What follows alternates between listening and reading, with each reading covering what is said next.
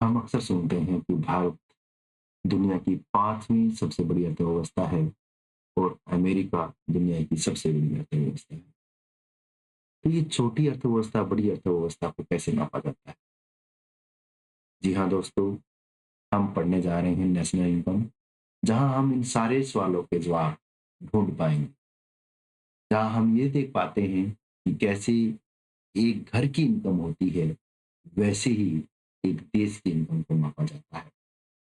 तो चलिए शुरू करते हैं आज का हमारा टॉपिक नेशनल इनकम। मैं आपका दोस्त, आपका host Surendra Kumar sir welcome करता हूं हमारे यूट्यूब चैनल परफेक्ट नॉलेज पर, जहां हम आज पढ़ने जा रहे हैं नेशनल इनकम। नेशनल इनकम जिसमें बहुत सारे बच्चे कंफ्यूज रहते हैं। आज उनके सारे डाउट्स यहां हम क्लियर कर देंगे। इस चैप्टर में हम सर्कुलर फ्लो को, नेशनल इनकम को कैसे मेजर किया जाता है, उनके मेथड्स क्या-क्या हैं और नेशनल इनकम जब हम मापते हैं तो उसमें कौन से 3 गोल्डन रूल लगते हैं, उन सभी को पढ़ेंगे और समझेंगे एंटायर वर्ल्ड की जीडीपी को, जो कि आप बार-बार न्यूज़ में देखते हैं। इसलिए आज के बाद जो जीडीपी है वो आपके लिए आंकड़े नहीं रहेंगे, वो आपकी समझ बन जाएगी। तो वीडियो को अंत तक देखना न भूलें, क्योंकि हर एक एंगल, हर एक पॉइंट जो है वो बहुत ही यूनिक और आपकी समझ के लिए ज़रूरी होने वाला है। जिन दोस्तों को एग्ज़ाम के लिए जो प्रिपेयर कर रहे हैं, वो अपने नोटबुक और पेन लेकर के बैठें और चीज़ों को नोट करते चलें, ठीक है? और इस वीडियो को सेव कर लें ताकि आप जब भी कन्फ्यूज़न में आएँ तो इसको दोबारा देख सकें। चलिए शुरू करते हैं नेशनल इनकम और मैं यहाँ आपके साथ जो है अपने घर के एग्ज़ाम्पल से आपको इसको समझाने की कोशिश करता हूँ। देखिए, जैसे एक परिवार अपनी इनकम को मेजर करता है। सपोज़ कीजिए एक फैमिली में 8-10 लोग हैं, ठीक है? जिनमें से एक जो है आपके पापा हैं जो 10,000 रुपए कमा रहे हैं, ठीक है? एक आपके चाचा हैं जो 10,000 रुपए कमा रहे हैं, ठीक है? एक आपकी कोई प्रॉपर्टी है, वहाँ से आपको रेंट आ रहा है। सपोज़ कीजिए वहाँ से 3,000 रुपए रेंट आ रहा है, ठीक है? एक जो है आपकी मम्मी हैं जो घर पे काम करती हैं, घर का कार्य करती हैं, ठीक है? ये सारे ही वर्किंग हैं। मैं ये कहूँ कि आपके पापा बाहर काम कर रहे हैं इसलिए उनको 10,000 रुपीज़ जो है वो मिल रहा है। आपके चाचा भी कहीं कोई इंडस्ट्री में काम कर रहे हैं, उनको भी 10,000 रुपीज़ जो है वो मिल रहा है। ठीक है? आपकी जो भी प्रॉपर्टी है आपने उसको रेंट पे दे रखा है, तो वहाँ से भी आपको जो है वो अर्निंग हो रही है। मम्मी जो है वो भी काम कर रही है लेकिन उसको पैसा नहीं मिल रहा। क्यों? क्योंकि मम्मी के काम की जो वैल्यू है, वो हम जो है वो पैसे में मेज़र नहीं कर पा रहे हैं। ठीक है ना? समझिए यहाँ कि मम्मी जो जिस मन से जो है अच्छे से कार्य करती है, उसके कार्य का पैसा जो है हम मेज़र नहीं कर पा रहे कि वो काम जो मम्मी ने किया वो कितने रुपए का कर दिया। इसलिए इकोनॉमिक्स में जो भी घरेलू वुमेन्स होती हैं, जो घर का कार्य करने वाली महिलाएँ हैं, यानी खुद के घर का कार्य करने वाली महिलाएँ, वो महिलाएँ नहीं जो बाहर जाकर के किसी के घर का कार्य करती है, जिसको हम जो है वो मेड बोलते हैं, बाई बोलते हैं, वो उसके बदले में पैसे लेती हैं। तो उनका काम तो इंक्लूड किया जाएगा। लेकिन जो हमारे घर की महिलाएँ हमारे ही घर में जो कार्य करती हैं, उनको उसके बदले में पैसा नहीं मिलता है, इसलिए उनका जो कार्य है, उसको हम नेशनल इनकम में शामिल नहीं करते हैं। तो समझिए कि एक घर में जो 3 व्यक्ति हैं, यानी कि एक आपके पापा, एक आपके चाचा और एक रेंट जो है आपको आ रहा है। ये 3 जो लोग हैं वो कमा रहे हैं और आपकी घर की इनकम जो है वो 23,000 हो गई। यानी कि 10 यहाँ से, 10 यहाँ से, 20 और 3 यहाँ से 23, ठीक है ना? तो जैसे हमने हमारे घर की इनकम को मेज़र किया है, वैसे ही एक कंट्री जो है, वो भी अपनी इनकम को मेज़र करती है और जब वो अपनी इनकम को मेज़र करती है, तो उनमें कुछ चीज़ों को शामिल किया जाता है और कुछ चीज़ों को उसमें शामिल नहीं किया जाता है। तो हम देख रहे हैं कि यहाँ पर आप देख रहे हैं कि एक ब्लू टिक और हार्ड अर्न्ड वेज जो है यहाँ लिखा हुआ है। ये कहता है कि हार्ड अर्न्ड वेज जो होती है उसको हम नेशनल इनकम में शामिल करते हैं। यानी कि जितने भी फैक्टर्स हैं, वो फैक्टर जो भी अर्निंग कर रहे हैं, उनको हम यहाँ पर शामिल करेंगे। लेकिन जो गिफ्ट और स्कॉलरशिप्स यानी कि जो हमारी ट्रांसफर पेमेंट्स हैं, उनको हम नेशनल इनकम में शामिल नहीं करते हैं। यानी कि हम किन-किन को शामिल करेंगे? मैं ये कहूँगा कि वेज जो है उनको हम शामिल करेंगे। सैलरीज़ हम कहेंगे कि इनको भी हम शामिल करेंगे, ठीक है? आप ये कह सकते हैं कि रेंट इनको हम शामिल करेंगे। आप ये कहेंगे कि जो प्रॉफिट्स हैं इनको हम शामिल करेंगे।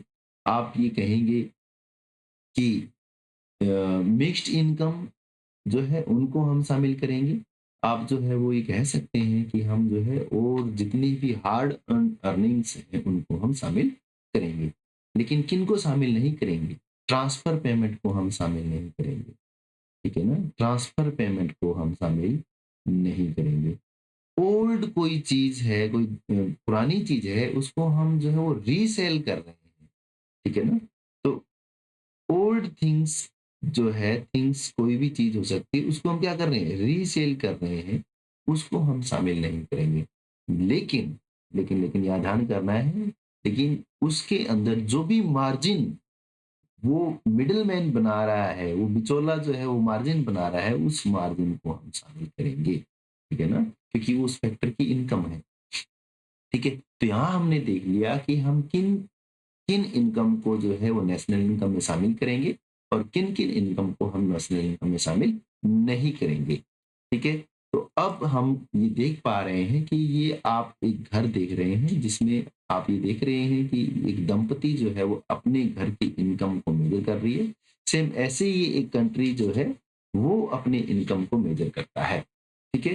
तो हमारा जो इंडिया है हम देख पा रहे हैं कि अभी जो है हमारी जीडीपी या मैं ये कहूँ कि बजट जब हमारा आया तो हमने कहा कि हमारी जो जीडीपी है वो बढ़ी है पिछले के मुकाबले। तो यहाँ हम देख पा रहे हैं कि कैसे-कैसे हमारी जीडीपी ने जो है वो ग्रोथ की है, ठीक है ना? कैसे-कैसे वो जो है ऊपर बढ़ती चली गई है। तो जैसे-जैसे आपकी घर की इनकम बढ़ती है वैसे ही देश की कंट्री की इनकम बढ़ती है तो वो कंट्री जो है वो प्रोग्रेस करता है। यानी कि हम ये कह सकते हैं कि जो नेशनल इनकम है वो ये बताता है कि एक देश जो है वो उसके पास कितनी पूँजी है, ठीक है? वो किस नंबर पे खड़ा है, ठीक है? चलिए अब इसकी हम परिभाषा की बात कर लेते हैं, तो नेशनल इनकम जो है, जब हम नेशनल इनकम को मेज़र करते हैं, उसकी परिभाषा की बात करते हैं, तो हम कहते हैं कि एक वित्तीय वर्ष में सामान्य नागरिकों द्वारा घरेलू सीमा के अंदर जितना भी उत्पादन किया जाता है, उसका जोड़ जो है हमारा क्या कहलाता है? राष्ट्रीय आय कहलाता है। ठीक है ना? आप ये ध्यान करेंगे, ये क्या कहा गया है कि नेशनल इनकम में हम क्या देखते हैं कि भई 1 अप्रैल से 31 मार्च आपको पता है कि 1 अप्रैल से 31 मार्च क्या है हमारा? हमारा ये वित्तीय वर्ष है। यानी कि आपको एक तो ये जो ध्यान करना है कि वित्तीय वर्ष, यानी कि एक वित्तीय वर्ष के दौरान जितना भी हमारा डोमेस्टिक टेरिटरी है, ये डोमेस्टिक टेरिटरी आप जो है ये अनुमान इससे ना लगाएँ, डोमेस्टिक टेरिटरी की मैं परिभाषा थोड़ा बाद में दूँगा, ठीक है? तो यानी कि जितने भी व्यक्ति हैं, चाहे वो किसान है, चाहे वो इंजीनियर है, चाहे वो डॉक्टर है, चाहे वो वकील है, चाहे वो टीचर है, ठीक है ना? यानी कि उनकी जो भी टोटल इनकम है, उस टोटल इनकम का जो जोड़ है, वो आपका राष्ट्रीय आय कहलाता है। ठीक है? तो यहाँ हम देख पा रहे हैं कि कैसे-कैसे जब नेशनल इनकम बढ़ती है, तो आपका जो देश है वो आगे बढ़ता है। यहाँ आप अमेरिका के फ्लैग को देख पा रहे हैं, यहाँ आप इंडिया के फ्लैग को देख पा रहे हैं, कि कैसे-कैसे जब आपकी इनकम बढ़ती है, तो आपकी जो इकोनॉमिक ग्रोथ है वो होती है। ठीक है ना? तो हम कंपैरिज़न कर पाते हैं जीडीपी के तहत कि कौन-सी कंट्री जो है वो एडवांस आगे चल रही है, कौन-सी कंट्री जो है वो पीछे है, कौन ग्रो कर रहा है, कौन जो है वो डाउन जा रहा है। किस देश में कितना पैसा है, ये सारी चीज़ें हम तभी देख पाते हैं, जब हम जीडीपी का अनुमान लगाते हैं, ठीक है ना? यानी कि मैं कितना धनवान हूँ मेरे पड़ोसी से, तो वो इस बात पे तय करेगा कि मेरे पास सोर्स ऑफ अर्निंग कितने हैं, यानी कि मैं कितना कमाता हूँ, ठीक है ना? तो यहाँ मैं उस तरीके से कंपैरिज़न कर पाऊँगा।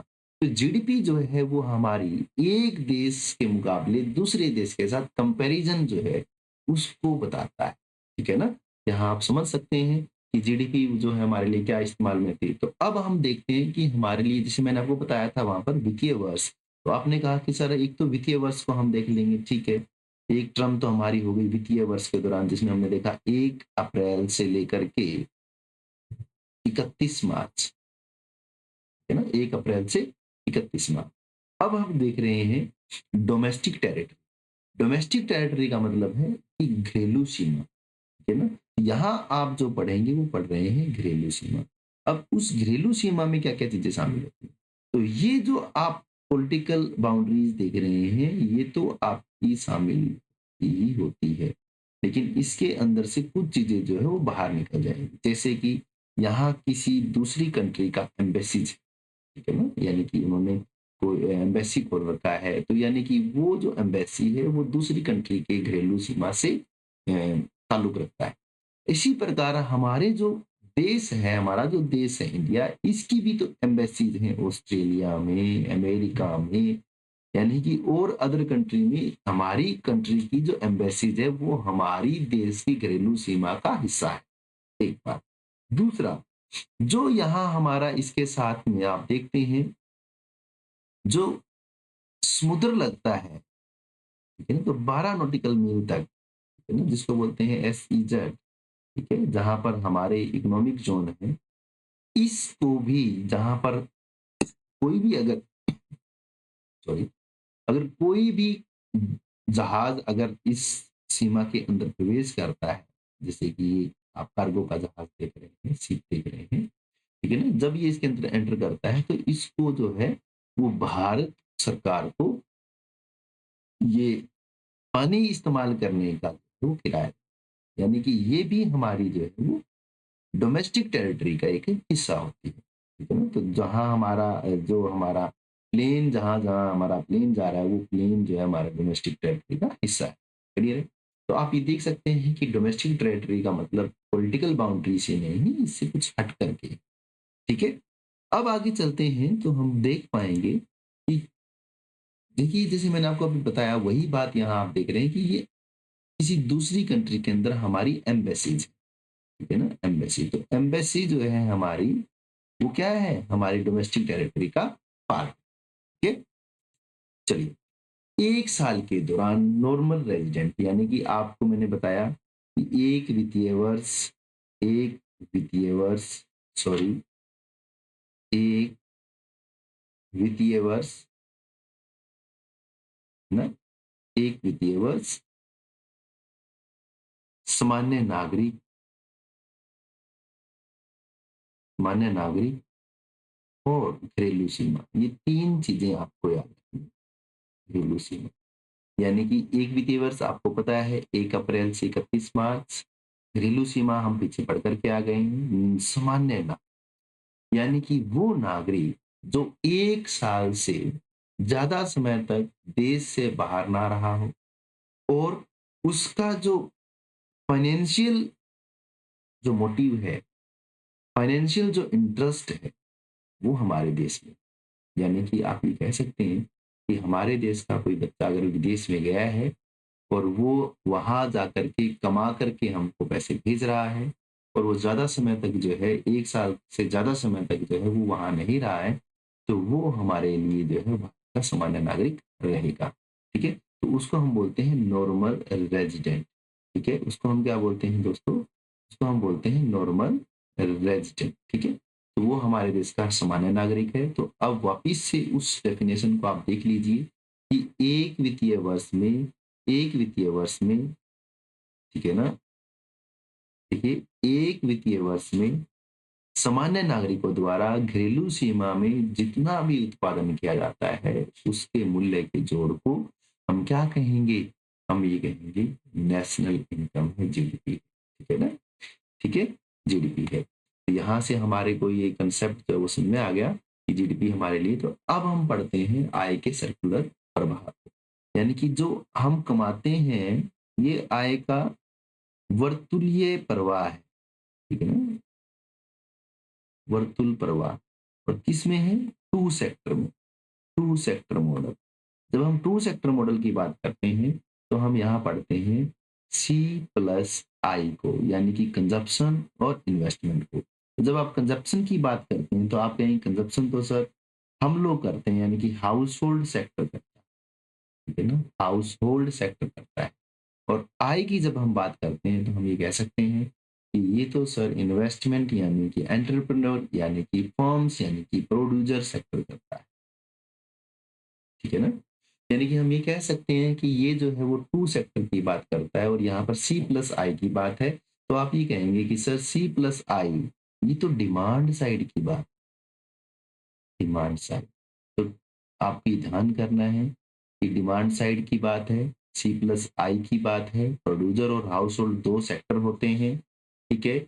और साथ में आपको ये ध्यान करना है कि बंद अर्थव्यवस्था है सर, क्या है, बंद अर्थव्यवस्था है, बंद अर्थव्यवस्था। बंद अर्थव्यवस्था का क्या मतलब, कि जब कोई देश जो है वो अपने साधनों को अपने साथ ही अपने ही सेक्टर्स के अंदर जो है फ्लो करता है, यानी कि वो किसी दूसरे देश के साथ आयात निर्यात नहीं करता, वो किसी दूसरे देश के साथ अपने फैक्टर ऑफ प्रोडक्शंस को शेयर नहीं करता, यानी कि वो अपने आप में ही पूर्ण मान रहा है, ठीक है ना, यानी कि उसका विदेशी सेक्टर के साथ में कोई ताल्लुकात नहीं है, कोई संबंध नहीं है। तो ऐसी अर्थव्यवस्था आपकी कहलाती है बंद अर्थव्यवस्था। तो चलिए देखते हैं कि हाउस होल्ड सेक्टर जो है आपको पता है कि वो जननी है फैक्टर ऑफ प्रोडक्शन की, फैक्टर ऑफ प्रोडक्शन की, ठीक है ना। जो फैक्टर ऑफ प्रोडक्शन है हमारे कौन कौन से हैं, आप देखते हैं फैक्टर ऑफ प्रोडक्शन जो है, एक तो हमारा है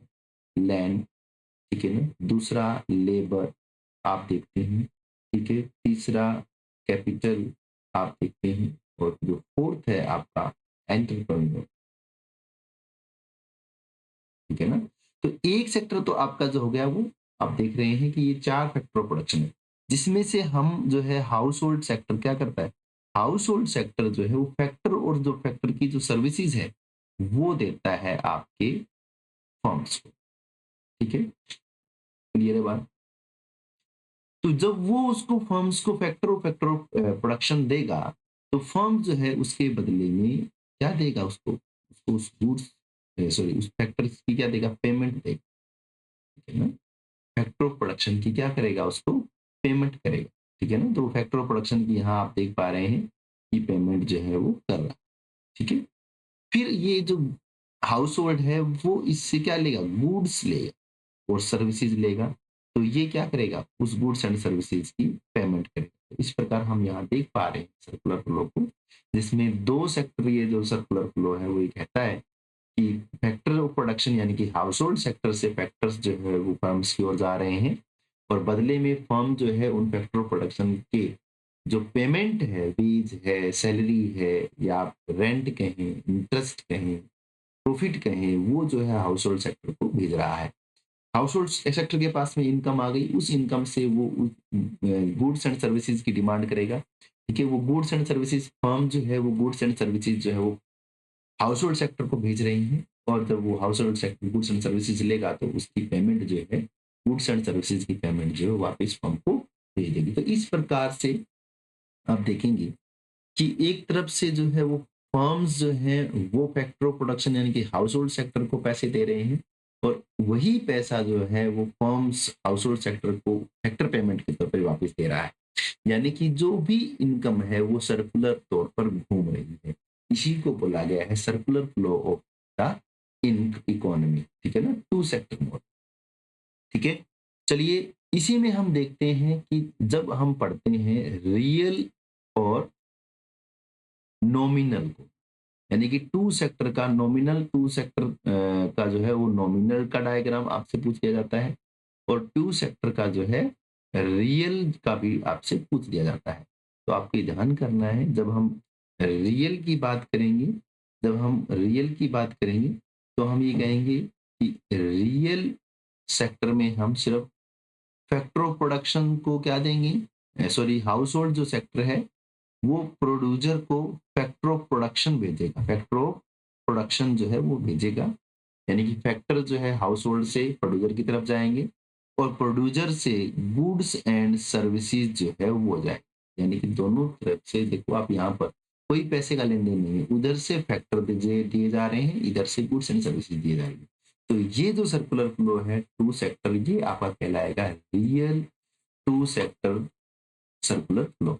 ठीक है? नॉमिनल अगर आपसे बोल दिया जाए, नॉमिनल आपको अगर बोल दिया जाए कि nominal two sector circular flow बनाया जाए, तो आप कहेंगे कि एक तरफ हमारा हाउस होल्ड है, एक तरफ हमारा जो है वो प्रोड्यूसर। ठीक है? तो हाउस होल्ड सेक्टर जो है वो पेमेंट भेजेगा, हाउस होल्ड सेक्टर जो है वो पेमेंट भेजेगा गुड्स एंड सर्विसेज की। तो ये पेमेंट भेज रहा है गुड्स एंड सर्विसेज की, और प्रोड्यूसर जो है वो पेमेंट भेजेगा फैक्टर ऑफ प्रोडक्शन की। यानी कि यहाँ जो है वो पेमेंट टू पेमेंट हो रहा है, इसलिए इसको बोला जाता है nominal two sector circular flow. ठीक है? चलिए नेक्स्ट देखते हैं थ्री सेक्टर की बात हम करें। तो थ्री सेक्टर की जब हम बात करते हैं तो टू सेक्टर में हमने पढ़ा, दो सेक्टर में हमने पढ़ा, एक सेक्टर होता है हाउस होल्ड और दूसरा होता है आपका फर्म्स या प्रोड्यूसर। ठीक है ना? और तीसरा सेक्टर की जब हम बात करते हैं तो वो हो जाता है हमारा गवर्नमेंट। ठीक है? तो यहाँ हमने पढ़ा था कि सर सी प्लस आई और प्लस जी की बात हम करते हैं। तो सी प्लस आई प्लस जी। ठीक है ना? तो यहाँ हम ये तीन चीज की बात करेंगे। तो सी हमारा जो है आपको पता है कंजप्शन, कंजप्शन जो है वो हाउस होल्ड करेगा। इन्वेस्टमेंट जो कि हमारा प्रोड्यूसर करेगा, और गवर्नमेंट जो कि आपको टैक्स लगाती है या सब्सिडी देती है। ठीक है ना?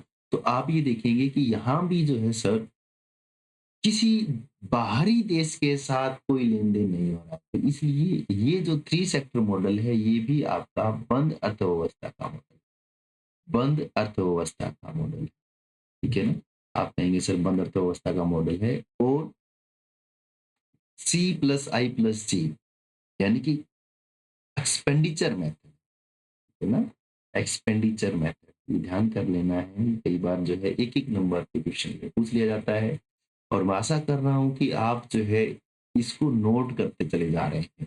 ये बहुत ही इम्पोर्टेंट है। वीडियो को बार-बार ज़रूर देखें, क्योंकि कई बार जब आप 2-3 बार इस वीडियो को देखेंगे तो हर बार आपको एक नई चीज़ जो है वो देखने को मिलेगी। आपका जब भी आपको ज़रूरत लगे आप इस वीडियो को सेव कर लें, और जब आपको नीड लगती है तब आप इसको दोबारा से देख सकते हैं। तो यहाँ हम देख रहे हैं पहला sector house hold, house hold sector से जो है आप देख पा रहे हैं कि फैक्टर जो है वो गए हैं फर्म्स की ओर। ठीक है ना? फर्म्स ने जो है वो फैक्टर के बदले में फैक्टर की पेमेंट जो है वो इधर वापिस हाउस होल्ड की ओर भेज दी है। ठीक है? फर्म से गवर्नमेंट को जो है आप देख पा रहे हैं कि गवर्नमेंट जो है उसने जो है फर्म्स पे टैक्स लगाए हैं, और फर्म को जो है गवर्नमेंट से क्या मिली है? सब्सिडी मिली है। ठीक है ना? हाउस होल्ड से जो है वो टैक्स जा रहे हैं गवर्नमेंट की तरफ, हाउस होल्ड को जो है गवर्नमेंट से सब्सिडी जा रही है। तो यानी कि आप यहाँ देख सकते हैं कि तीनों सेक्टर जो है वो आपस में कैसे पैसे का जो है वो लेन-देन कर रहे हैं, और किस प्रकार से जो इकोनॉमी में जो पैसा है वो घूम रहा है। चलिए बढ़ते हैं सेक्टर 4 सेक्टर मॉडल की ओर, जहाँ पर आप देख पा रहे हैं कि 4 सेक्टर यहाँ हो गए सर। पहले 2 सेक्टर पढ़े, 2 सेक्टर में हमने पढ़ा, एक सेक्टर हाउस होल्ड, दूसरा पढ़ा प्रोड्यूसर सेक्टर। फिर पढ़े 3 सेक्टर, तो 3 सेक्टर में हमने देखा 2 sector model, 3 sector model. 3 sector में हमने देखा हाउस होल्ड सेक्टर को, प्रोड्यूसर सेक्टर को, और गवर्नमेंट सेक्टर को। अब हम पढ़ रहे हैं 4 सेक्टर मॉडल। तो 3 सेक्टर मॉडल का हाउस होल्ड, प्रोड्यूसर और गवर्नमेंट। 4 सेक्टर आपका आता है दोस्तों रेस्ट ऑफ वर्ल्ड, है ना? Rest of world. यानी कि हम ये कहेंगे कि सर यहाँ हम पढ़ेंगे सी प्लस आई प्लस जी प्लस एक्स माइनस एम, यानी कि नेट एक्सपोर्ट। ठीक है ना? Net export.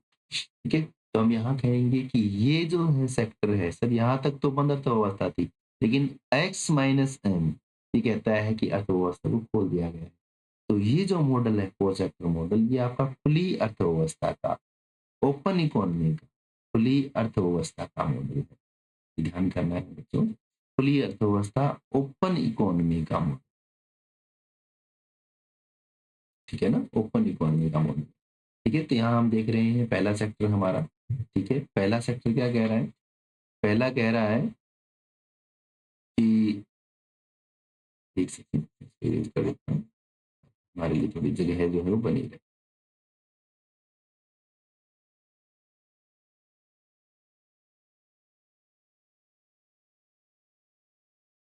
ठीक है? तो आप देख रहे हैं कि पहला हाउस होल्ड जो है वहाँ से फर्म्स को जो है वो क्या जाएँगे, फैक्टर जाएँगे सर, गुड्स एंड सर्विसेज़ की पेमेंट जाएगी, ठीक है? फर्म से जो है हाउस होल्ड को क्या-क्या आएगा? फैक्टर ऑफ प्रोडक्शन की पेमेंट आएगी सर, गुड्स एंड सर्विसेज़ आएगी, ठीक है? फर्म से गवर्नमेंट को टैक्स जा रहे हैं, गवर्नमेंट से फर्म को सब्सिडियाँ जा रही हैं, ठीक है? रेस्ट ऑफ वर्ल्ड में आप ये देखेंगे कि यहाँ पर जो है गवर्नमेंट से रेस्ट ऑफ वर्ल्ड में जो है, वो जाएँगी ट्रांसफर पेमेंट, ठीक है? यानी कि कहीं कोई विदेश में, कहीं कोई जो है गरीबों के लिए अनुदान, बाढ़ पीड़ितों के लिए अनुदान, कोई भूकंप आ गया वहाँ के लिए अनुदान जो है गवर्नमेंट भेजती है किसी दूसरे देश में, तो उसको बोलते हैं ट्रांसफर पेमेंट, ठीक है? और जो है यहाँ से एक्सपोर्ट जाएगा, ठीक है? हाउस होल्ड से जो है रेस्ट ऑफ वर्ल्ड को क्या जाएगा, फैक्टर, क्यों? क्योंकि हाउस होल्ड के पास में है क्या? हाउस होल्ड के पास में तो फैक्टरीज ही है, ठीक है? वो फर्म को फैक्टर दे सकता है, वो रेस्ट ऑफ वर्ल्ड को फैक्टर दे सकता है। तो आप देखते हैं कि हमारे घरों में से जो है लोग विदेशों में जाकर के जो है वो काम कर रहे हैं। यानी कि हमारे हाउस होल्ड सेक्टर ने विदेशों को फैक्टर प्रोवाइड करवा रखा है, ठीक है? तो फैक्टर प्रोवाइड करवा रखा है, तो रेस्ट ऑफ वर्ल्ड से उस फैक्टर की पेमेंट आएगी और रेस्ट ऑफ वर्ल्ड से जो है हमारा इम्पोर्ट आएगा। यानी कि देखिए एक्सपोर्ट जो है वो भेजेगा कौन? फर्म्स भेजेगी, यानी कि गवर्नमेंट के थ्रू जो है वो आपका एक्सपोर्ट हो रहा है, ठीक है? मंगवाएगा कौन? चीज़ें तो हम मंगवाएँगे ना बाहर से, विदेशों से। एप्पल के फ़ोन जो है वो तो हम ले रहे हैं ना, ठीक है? गवर्नमेंट थोड़ी ना दे रही है। तो यानी कि हाउस होल्ड सेक्टर जो है वो रेस्ट ऑफ वर्ल्ड से इम्पोर्ट करेगा और फैक्टर ऑफ प्रोडक्शन की पेमेंट लेगा, ठीक है ना? तो ये 4 सेक्टर का जो मॉडल है हमारा, ये कंप्लीट हो जाता है, ठीक है? तो इस प्रकार से हमने देखा 2 सेक्टर मॉडल, 3 सेक्टर मॉडल और 4 सेक्टर मॉडल, ठीक है? हमने ये भी पढ़ा कि कैसे जो है वो जीडीपी को मेज़र किया जाता है। तो हमने कहा कि एक वित्तीय वर्ष के दौरान, ठीक है, किसी देश के सामान्य नागरिकों द्वारा घरेलू सीमा के अंतर्गत जितना भी उत्पादन किया जाता है, उन सभी वस्तुओं और सेवाओं के उत्पादन के बाज़ार मूल्य के जोड़ को हम जीडीपी कहते हैं, राष्ट्रीय आय कहते हैं, है ना? ठीक है? तो प्रोडक्शन मेथड यानी कि ये 3 कीज़ हैं नेशनल इनकम को मेज़र करने की, और क्यों किया जाता है मैंने आपको बता दिया, ताकि हम ये कंपैरिज़न कर पाएँ कि हम कहाँ स्टैंड करते हैं, ठीक है ना? 3 कीज़ हैं, यानी कि 3 मेथड हैं, एक जो है वो प्रोडक्शन मेथड है जिससे हम जो है जीडीपी को माप सकते हैं, एक जो है वो इनकम मेथड है और एक जो है वो एक्सपेंडिचर मेथड है। इन मेथड को पढ़ने से पहले मैं आपको 3 गोल्डन रूल जो है वो यहाँ बताने जा रहा हूँ। 3 गोल्डन रूल जो है हम यहाँ सीखेंगे, ठीक है ना? पहला तो हम ये यहाँ मैं लिख देता हूँ, 3 गोल्डन रूल, ठीक है ना? 3 गोल्डन रूल हम यहाँ सीखेंगे कि कैसे हम ग्रोस को ग्रोस को नेट में बदलते हैं, ठीक है ना? ग्रोस को नेट में बदलते हैं।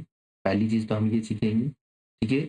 दूसरी चीज़ हम सीखेंगे दोस्तों कि कैसे हम डोमेस्टिक को नेशनल में बदलते हैं, ठीक है ना? नेशनल में चेंज करेंगे। और तीसरी चीज़ हम यहाँ ये देखेंगे बच्चों कि कैसे हम एमपी को एफसी में चेंज करेंगे, ठीक है ना? एमपी को एफसी में चेंज करेंगे, ठीक है? तो 3 गोल्डन फॉर्मूले, ये 3 फॉर्मूले अगर आपने ध्यान से देख लिए, आपने नोट कर लिए और आपने इनको समझ लिया, तो समझ लीजिए कि नेशनल इनकम का जो चैप्टर है वो आपके लिए बहुत आसान होने वाला है। चलिए देखते हैं। ग्रोस, देखिए यहाँ आप देख सकते हैं, ठीक है ना, कि मैक्रो इकोनॉमिक एग्रीगेट, ग्रोस से हम नेट पे आएँगे, नेट से हम जो है वो एनएनपी पे आएँगे, ठीक है ना? और यहाँ पर एमपी से हम जो है वो एफसी पर जाएँगे, ठीक है? 3 फ़ॉर्मूले जो हम यहाँ देखने वाले हैं। तो देख लीजिए कि ये ग्रोस है, ग्रोस का मतलब कि हमारा जो है सब चीज़ें जो है इसके अंदर शामिल है, ठीक है ना? जितना भी हमने बनाया वो सारा, तो वो हमारा क्या कहलाएगा? ग्रोस। अगर उस ग्रोस में से हम क्या कर दें? माइनस कर दें, क्या? डेप्रिसिएशन को घटा, डेप्रिसिएशन, ठीक है ना? डेप्रिसिएशन को अगर हम कम कर देंगे, घिसावट व्यय को अगर हम कम कर देंगे, घिसावट व्यय, ठीक है ना?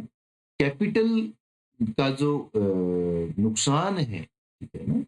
उसको अगर हम कम कर देंगे तो वो बन जाएगा हमारा, क्या बन जाएगा? वो हमारा बन जाएगा नेट, है ना? यानी कि ग्रोस में से हमें क्या करना है?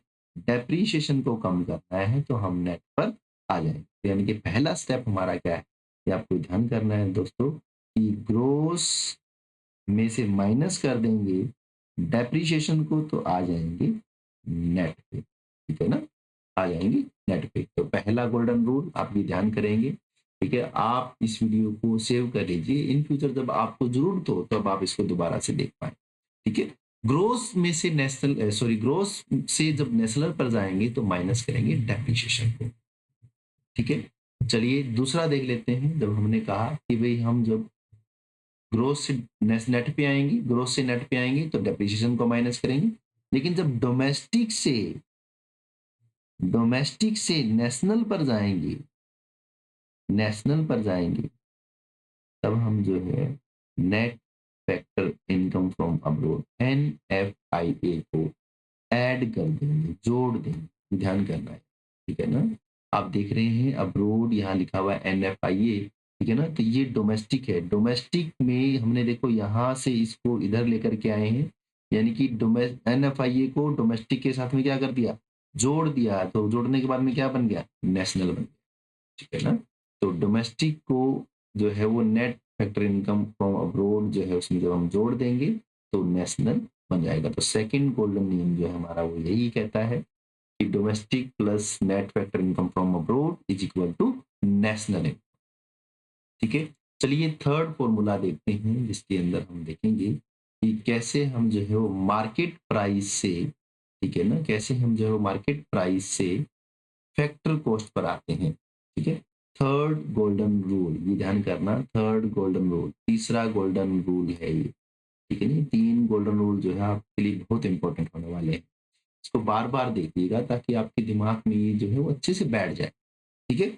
मार्केट प्राइस MP में से हम जो है वो माइनस कर देंगे नेट इनडायरेक्ट टैक्स को, ठीक है ना। तो हम पहुंच जाएंगे FC पर।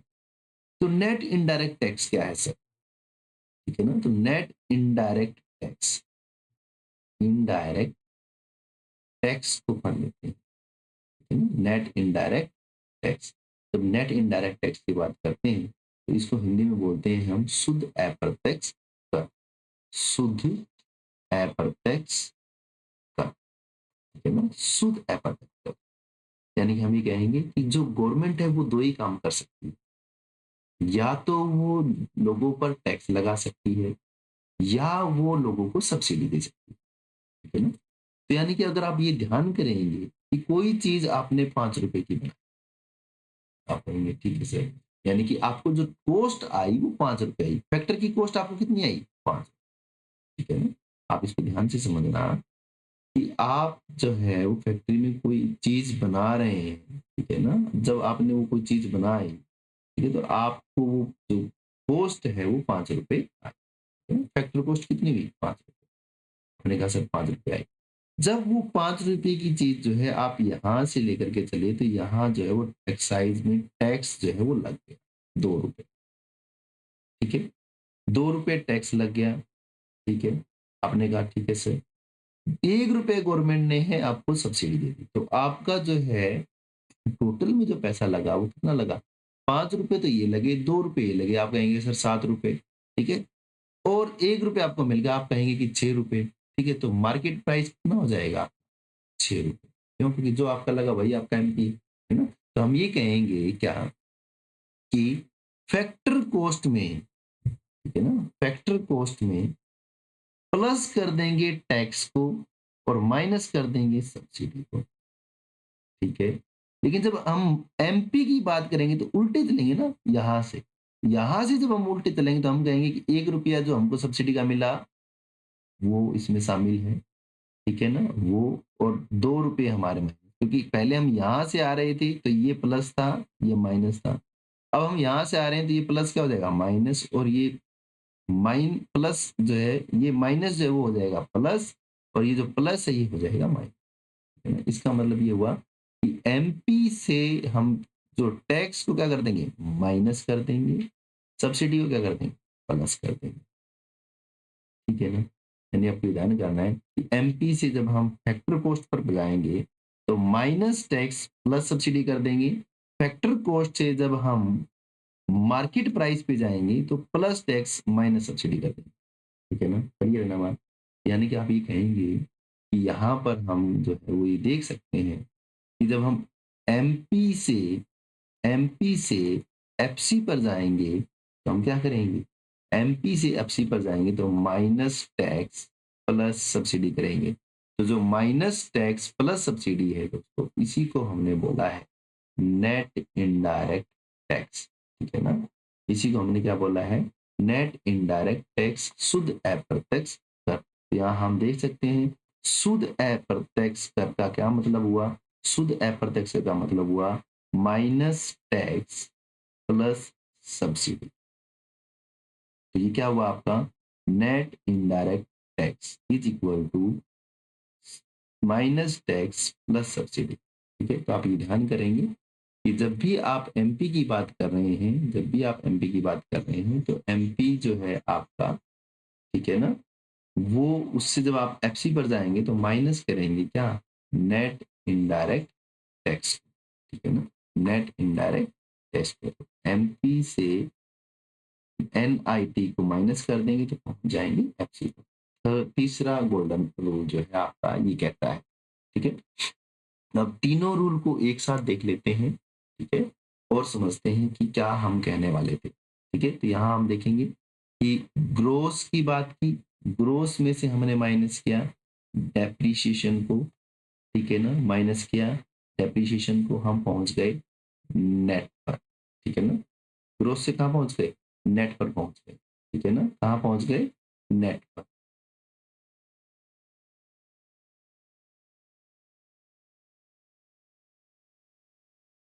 नेट पर। ठीक है, दूसरा हम कह रहे हैं कि डोमेस्टिक में जब हमने प्लस किया net factor income from abroad तो हम पहुंच गए नेशनल।